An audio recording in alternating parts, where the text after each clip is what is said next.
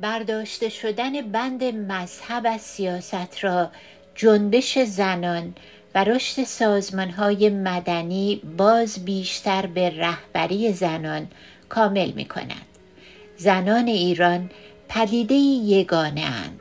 در زیر یک حکومت متعهد به اجرای شریعت در نبردی فرسایشی با مبارزه‌ای نفسگیر نفس حکومت جز پوسته ضعیفی از شریعت نگذاشتند. از هر دری گشوده بوده وارد شدند و بسیار درها را گشودند. در جهان اسلامی سنت‌های غیر انسانی به کمک احکام تبعیض‌آمیز شریعت می‌آیند و توده‌های روی هم رفته تن در داده زنان را قربانی رفتارهای وحشیانه‌ای چون ناقص کردن دختران و جنایات ناموسی و ازدواج‌های اجباری می‌کنند. در ایران پاره‌ای از این تبهکاری‌ها هنوز زیر حمایت حکومت اسلامی روی می‌دهد، ولی اینها پدیده‌هایی رو به کاهشند. زن ایرانی بر روی هم از آن مقررات و سنت‌ها روی برگردانده است و طبقه متوسط بزرگ ایران و پیشاپیش آن نسل جوانتر زنانی که بیش از 60% گروه انبوه دانشجویان را تشکیل می‌دهد، در شرایط مساعدتر سیاسی و اقتصادی به آسانی جامعه را از آثار قرون وسطایی پاک خواهد کرد. شمار سازمان‌های مدنی ایران، سازمان‌های داوطلبانه‌ای که هرچند زیر نظر وزارت کشور جایی برای خود در زیر آفتاب دست و پا می‌کنند، به هزاران می‌رسد. بسیاری از آنها در روستاها کار می‌کنند و حوزه فعالیتشان پهنه جامعه را در بر می‌گیرد و به آسانی خواهند توانست به زندگی حزبی آینده ایران انرژی لازم را بدهند. از این نظر نیز ایران در منطقه خود استثنایی است و نمونه و انگیزه‌ای برای دیگران خواهد شد. مردمی که بیشترشان مسلمانند ولی با ارزش‌ها و نهادهای غربی به آسودگی میزیند. گذشته از عرصه حیاتی امنیتی، بیشترین تأثیر تغییر رژیم در ایران در اقتصاد جهانی خواهد بود. ایران اکنون یک بازار صادراتی 40-50 میلیارد دلاری است، با اقتصادی که از سرمایه‌گذاری داخلی و خارجی در آن چندان نشانی نیست و هر روز به درآمد نفت و گاز وابسته تر می شود. سهم ایران در بازار جهانی ناچیز است. فساد و گریز سرمایه جایی برای توسعه اقتصاد نمی‌گذارد. به گفته مقامات حکومتی، در خونروشی که شتاب می‌گیرد، بیش از 200 میلیارد دلار سرمایه ایرانی به دبی رفته است و این تنها آشکارترین است. مافیای اسلامی در 2-3 شهر جهان بازار املاک را به بالاها رانده است. چنین ارقامی هرچه هم برای اقتصاد توسعه نیافته و تشنه سرمایه گذاری ایران بزرگ جلوه کند، در برابر ظرفیت جامعه و اقتصاد ایران به شمار نمی آید. ایران بازار بالقوه بزرگتری از جمعیت 670 میلیونی خویش است، زیرا ایرانیان جز به بیشترین و بهترین خوشنود نمی شوند. در یک نظام دموکراتیک که حکومت پاسخگوی مردم باشد و غم توسعه و رونق کشور را بخورد، ایران بار دیگر و با ابعاد بزرگتر یک نیروگاه واقعی اقتصادی با اشتهای سیری ناپذیر برای کالاها و تکنولوژی جهان پیشرفته خواهد شد. آنها که با گستره کالاهایی که همکنون در ایران تولید و عرضه می شوند و دستی که ایرانیان در زمینه‌های اینفورماتیو پیدا کرده‌اند، در پرانتز 3000 و بیشتر شرکت تکنولوژی رایانه و فارسی به عنوان یکی از مهمترین زبانهای وبلاگ پرانتز بسته آشنایی دارند، می‌دانند که انرژی و بلند پروازی این ملت اگر فضای سیاسی مناسبی داشته باشد تا کجاها خواهد رفت. به عنوان یک شریک بازرگانی، جهان هنوز ایران را به درستی نمی‌شناسد.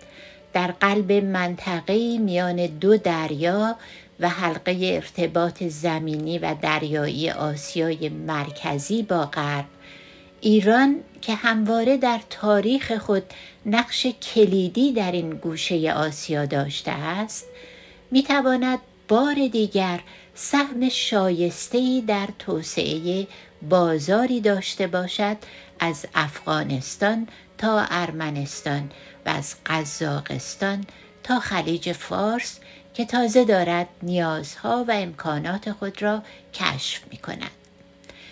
نیروی انسانی آموزش یافته ایران را در سرتاسر همسایگی آن نمی‌توان یافت و هیچ کدام آنان به اندازه ایرانیان دانش آموختگان بهترین دانشگاه‌های باختری ندارند.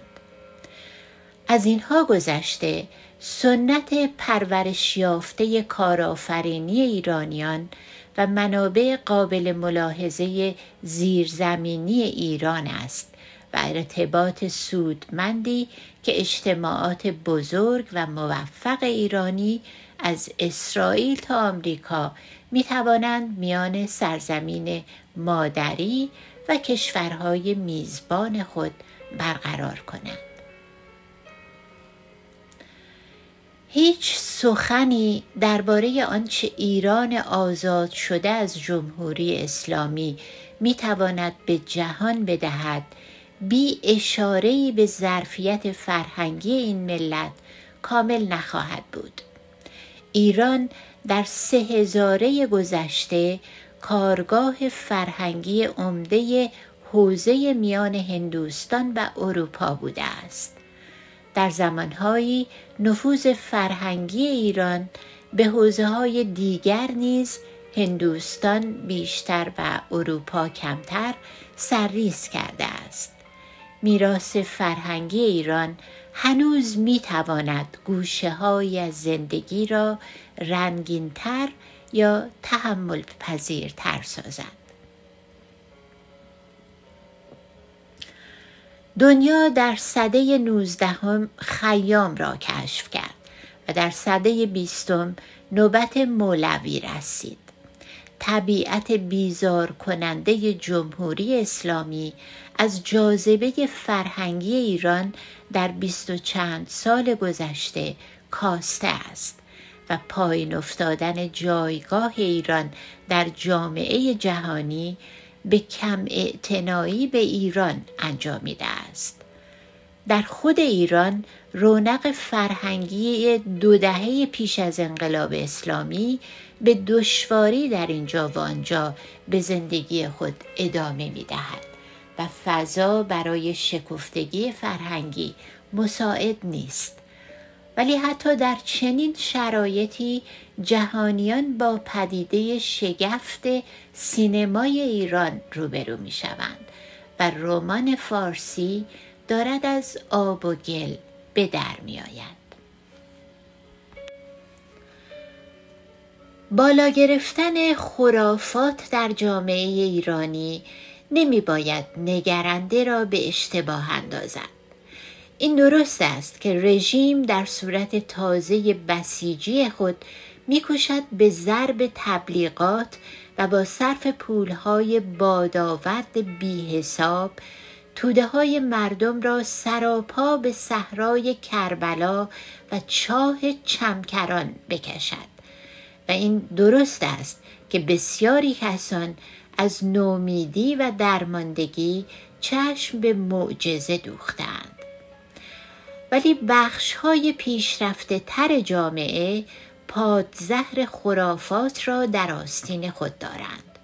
تفاوت میان سرآمدان فرهنگی، حتی طبقه متوسط فرهنگی در پرانتز اینتلیجنسیا پرانتز بسته با بخش‌های واپسمانده توده مردم در کمتر کشور جهان به اندازه ایران است. چنین تفاوت فرهنگی آبستن تنش هاست و در مورد ایران آبستن یک بازایی فرهنگی.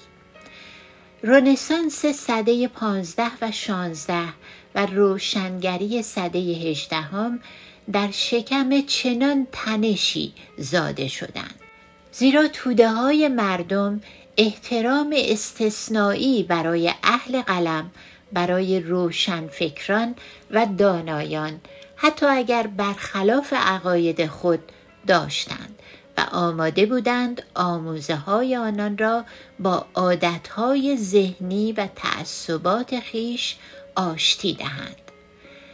در ایران نیز چنین است، چنان که در 100 سال گذشته بیش از یک بار نشان داده شد بخش‌های واپسمانده به تندی می توانند از پیشروان جامعه پیروی کنند. پس از جمهوری اسلامی بیش از هر جای جهان تفاوت‌هایش را در خود ایران آشکار خواهد کرد. ایران 3 دهه گذشته، امروز بیش از 4 دهه گذشته، گویی درگیر مسابقه‌ای بوده است برای نشان دادن ژرفاهایی که یک جامعه میتواند در آن فرو رود. ایرانیان همه استعداد خود را بسیج کردند تا ابتذال و واپسگرایی را به درجاتی که برای یک نسل پیشتر خودشان باور نکردنی می بود برسانند.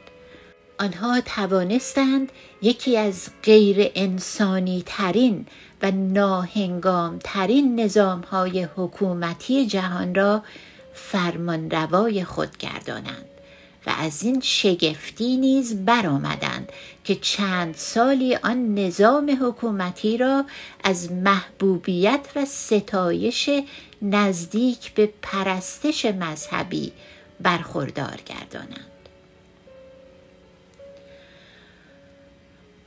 ما هیچگاه از ستایش خود غافل نمیمانیم و در تحلیل آخر حق داریم از خودمان ناامید نشویم. ولی تا به آن تحلیل آخر برسیم بسیار می شود که نومیدی غلبه می کند. هر یادآوری این 4 دهه گذشته با چنین حکومتی و با جامعه‌ای که در بینوایی و فساد و دروغ، در اعتیاد و روسپیگری و خرافات دست و پا می‌زند و والاترین آرمان مردمانش به در بردن رخت خود به اروپا و آمریکاست، روان انسان را تیره می کند. مردمی که به روایتی 10,000 امامزاده را می پرستند و چاه زنانه و مردانه چمکران برایشان بس نیست و به هر نئون سبز رنگی که در جایی به نامی روشن باشد نماز می برند و در انتخابات به وعده صریح ماهی 500,000 ریال به هر ایرانی یا شعار مبهمتر آوردن پول نفت به سفره مردم و توسل به یک زنده پنهان 1000 و چند ساله رأی می دهند. آیا بنا به اصل مشهور شایسته چنین حکومتی نیستند و آنچه درباره آینده میگوییم خیالاتی نیست که دلهای ما میپزند. امروز پس از همه دگرگونی ها جای دلسردی بیش از هر زمان است. نظام سیاسی تازه ترین پوست خود را انداخته است و ایران را حکومتی اداره می کند که در حوزه های مذهبی نیز سرها را از جمود و واپسماندگیش به تأسف تکان می دهند. نومیدی از اوضاع مرزی نمی شناسد و در این چاه بیبن هنوز می توان پایین تر رفت.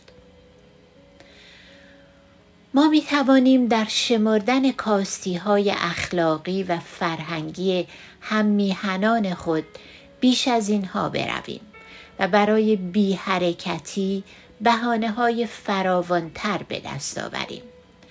ولی اتومبیل جامعه را موتور پیشروترین لایه‌های اجتماعی به جلو می‌راند، نه آشغال‌های انباشته در صندوق پشت آن.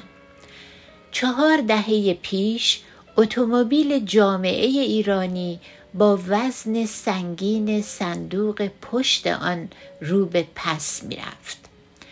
ولی مشکل آن بود که برای نخستین بار در تاریخ انقلابات جهان موتور همرنگ صندوق پشت شد. انقلاب مشروطه که انقلاب عصر روشنگری ایران بود و چپگرایان و اسلامیانی می‌خواهند آن را به مشروط کردن پادشاهی فروکاهند، در جامعه قرون وسطایی روی داد و نیروی پیش راننده آن طبقه متوسط کوچکی بود که تازه داشت با الفبای مدرنیته آشنا می شد. در عصر خود ما هند با همه مشکلات اجتماعی و فرهنگی که ما در برابرش به حساب نمی آییم، به برکت طبقه متوسطش دارد از پایین برخلاف چین که نمونه دیگری با آینده مبهم است ساخته می شود. این کشوری است با صدها زبان و هزاران خدا و 10 میلیون تن که همه دوران زندگیشان در خیابان می گذرد و با این همه امروز یکی از پویاترین جامعه هاست و می رود که ببر تازه آسیایی شود. بیش از همه خوشبینی ما به ایران پس از جمهوری اسلامی به طبقه متوسطی برمیگردد که هیچ همانندی به 4 دهه پیش ندارد و در تواناییش هست که بر مشکلات کوهاسای سیاسی، بر جمهوری اسلامی و بر ویرانی همه سویه‌ای که از آن به در خواهد آمد چیره شود. گذشته ایران، آن بخشی که به دستاوردهای ملی برمیگردد، انگیزه و پشتگرمی همیشگی است که ما را از بسیاری ملت‌های دیگر متمایز می‌کند و نمی‌گذارد به مدت طولانی با بدبختی و پستی اکنون بسازیم. در واپسمانده ترین لایه‌های سنتی جامعه ایرانی نیز یک احساس مبهم سربلندی تاریخی هست که سرانجام نمی‌گذارد تن به درماندگی بدهد. آنها که تصویر ایران پس از جمهوری اسلامی را بیش از اندازه خوشبینانه می‌یابند، نباید فراموش کنند که رژیم آخوند و بسیجی بزرگترین مصیبت تاریخی ما نیست. ایران بارها ققنوسوار از خاکستر برخاسته است و این بار نیز برخواهد خاست. جمهوری اسلامی در بدترین جلوه‌های خود نیز به پای حمله اول عرب نمی‌رسد. ما کشوری داریم که بود و نبود و نیک و بدش همواره برای جهان اهمیت داشته است. اگر با جمهوری اسلامی جهان جای بسیار بدتری شد، ایران پس از جمهوری اسلامی میتواند جهان را جای بسیار بهتری کند. برای ما آینده‌ای هست که تاریخ را از ما شرمسار نخواهد کرد.